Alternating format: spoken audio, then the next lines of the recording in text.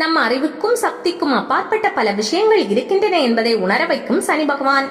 நவக்கிரகங்களில் சனி கிரகம் பலமான சக்தி பெற்ற கிரகம் மட்டுமல்ல, ஒரு ராசியில் அதிக காலம் 2.5 வருடம் தங்கி பலன் செய்யும் கிரகமுமாகும். அதனால் அவருக்கு மந்தன் என்றும் முடவன் என்றும் பல பெயர்கள் உண்டு. ஒரு ராசியில் 2.5 வருடம் என்ற விகிதத்தில் 12 ராசிகளையும் ஒரு முறை சுற்றி வருவதற்கு 30 வருடங்கள் ஆகும்.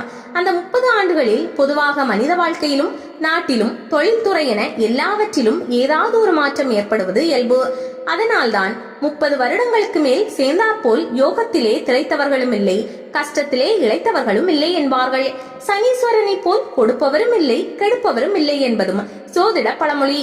7.5 சனி, அஷ்டம சனி, கண்ட சனி, அர்த்தாஷ்டம சனி என்பன சனீஸ்வரனின் சஞ்சாரத்தால் ஏற்படுவனவாகும். சனி மகாதசை பிறப்பிலிருந்து கணிக்கப்படுவதாகும். அவரவர் ராசி கிரகத்தில் 12ஆம் இடத்தில் சனி வரும்போது 7.5 சனியின் முதல் கட்டம் ஆரம்பமாகின்றது.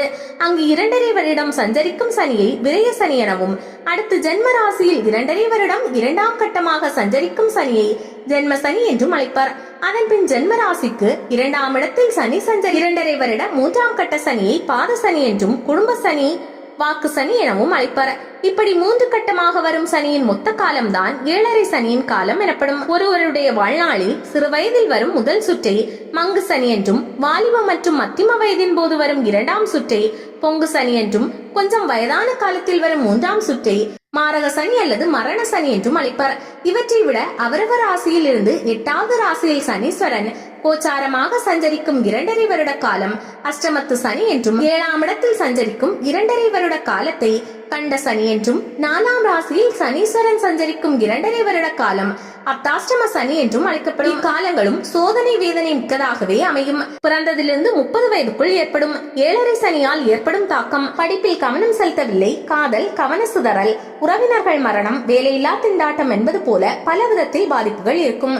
குழந்தை பருவம் முதல் டீனேஜ் வரையிலான இந்த சுற்றில் பெற்றோருக்குள் கருத்து மோதல், பிரிவு, சந்தேகத்தால் சண்டை என்று பிரச்சனைகள் வந்து நீங்கும். 12 வயதிற்கு மேல் சனி பிடித்தால் குழந்தையின் கவனம் சிதறும், சரியான கவனத்தை படிப்பில் செலுத்தாது. 10+2 வகுப்பில் ஃபெயிலாகும் குழந்தைகளில் பெரும்பாலானோருக்கு 7.5 சனி நடந்து கொண்டிருக்கும். சிலருக்கு படிப்பு மற்றும் வித்தைக்குரிய கிரகமான புதன் ஜாதகத்தில் பலவீனமாக இருந்து அதனால் அவர்கள் தோல்வியுற நேரலாம். அவை விதிவிலக்கு. கணவன் மனைவிக்குள் நேரடியாக இந்த பிரச்சனையும் இருக்காது. 3வது நபர் தலையிட்டால் தான் பிரச்சனை உருவாகும். குடும்பத்திற்கு வழக்கமில்லாத உணவு வகைகளை குழந்தைகள் எடுத்துக்கொள்வார்கள். மந்தம், மறதி, தூக்கமின்றி இருப்பார்கள். 7.5 சனியில் பெறும் அனுபவங்களும் அவமானங்களும் காயங்களும் வடுக்களும் வாழ்க்கை முழுவதும் மறக்காதபடி இருக்கும். 2 மார்க் அதிகமாக எடுத்திருந்தால் தலையெழுத்தே மாறி இருக்கும். இன்னும் கொஞ்சம் பொறுப்பா படிச்சிருக்கலாமே என்று ரிசல்ட் வந்த பிறகு புலம்ப வைப்பார். இப்படி வருத்தப்பட வைத்தே வாழ்க்கையை வளர்ப்பார். சனி தர்மதேவன். அதர்மத்தில் திருப்பி விட்டு சோதிப்பார். வலையில் மாட்டாது வெளியேற வேண்டும். 2வது சுற்று சனியை பொங்கு சனி என்று சொல்வார்கள். அவருடைய வேலையே இதுதான்.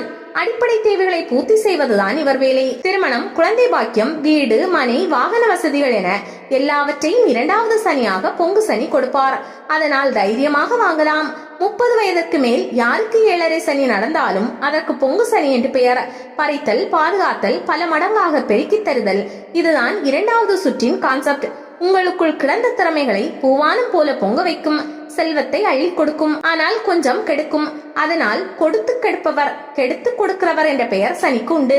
இந்த 2வது சுற்றின் போது சிலர் மிதமிஞ்சிய செல்வ வளத்தால் பிரச்சனைகளை உருவாக்குவார்கள். நான் யார் தெரியுமா என்று செல்வாக்கை நிரூபிக்க துணிவார்கள். தான் பெரிய ஆள் என்று தன்னடக்கமற்ற மனோநிலையில் தெரிவார்கள். அப்படி மாறிய அடுத்த நிமிடமே ஆட்டம் காண வைக்கும் முயற்சியில் சனி இறங்குவார். பழைய நிலைக்கே கொண்டு செல்ல திட்டமிடுவார். ஆகவே கவனமாக இருங்கள். பேச்சிலோ செயலிலோ கர்வக்கொம்பு முளைத்தால் கொடுத்ததை பிடுங்க தயங்க மாட்டார். சனி பகவான் வந்தால்தான் நம் அறிவுக்கும் சக்திக்கும் அப்பாற்பட்ட பல விஷயங்கள் இருக்கின்றன என்பதை உணர்வோம். வசதி வரும்போது எதையும் தலையில் ஏற்றிக்கொள்ளாமல் கூழ் கிடைத்தாலும் குடியுங்கள். இந்த 2வது சுற்றில்தான் வியாபாரம் விருத்தியாகும். அதனால் தைரியமாக தொழில் தொடங்கலாம். 2வது ரவுண்டில் ரெட்டிப்பு வருமானம் என்றொரு வாக்கியம் உள்ளது. ஆனால் பாதை மாறினால் அதல பாதாளம்தான். அதே சமயம் நம்பிக்கை துரோகம் செய்தவர்களை பார்த்து துடிக்காதீர்கள், டென்ஷன் ஆகாதீர்கள். ஆரோக்கியம் பாதிக்கும். 7.5 சனியில் யார் உங்கள் காசை சாப்பிட்டாலும் அது ஏற்கனவே நீங்கள் பட்ட கடன் என்று நினைத்துக் கொள்ளுங்கள்.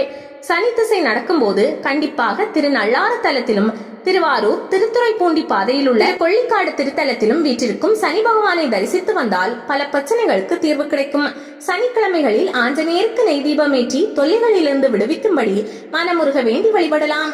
சனி பகவானை திருப்திப்படுத்த மாற்றுத்திறனாளிகள், குறிப்பாக பார்வையிழந்தவர்கள், நடக்க இயலாதவர்கள், வயதானவர், ஆதரவற்றவர்களுக்கு உதவலாம்.